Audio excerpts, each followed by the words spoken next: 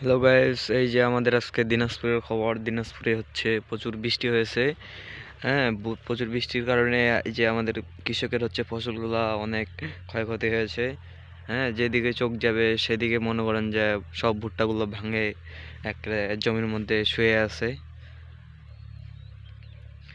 আজকে রাতের বৃষ্টির কারণে এই ভুট্টাগুলোর সব ভাঙে ভাঙে পড়ে আছে।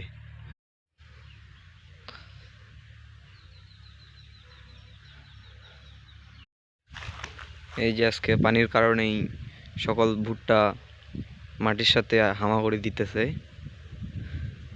যত দূরে চোখ যাবে তত দূরেই মনে করেন যে আপনারা ভুট্টাগুলো সব মাটিতে শুয়ে থাকতে দেখবেন। এই যে বড় গাছের ডাল ভেঙে পড়েছে ভুট্টা বাড়ির মাঝে। এই যে এদিকে আরো আছে, এই যে ডালগুলা ভেঙে ভেঙে পড়ে গেছে। এই যে আমাদের এদিকে ধান ক্ষেত সব ডুবে গেছে। এই সকল ধান ক্ষেত ডুবে আছে। হ্যালো গাইস, এই যে দেখতে পাচ্ছেন বৃষ্টির কারণে সকল ধান টান সব ডুবে সারা।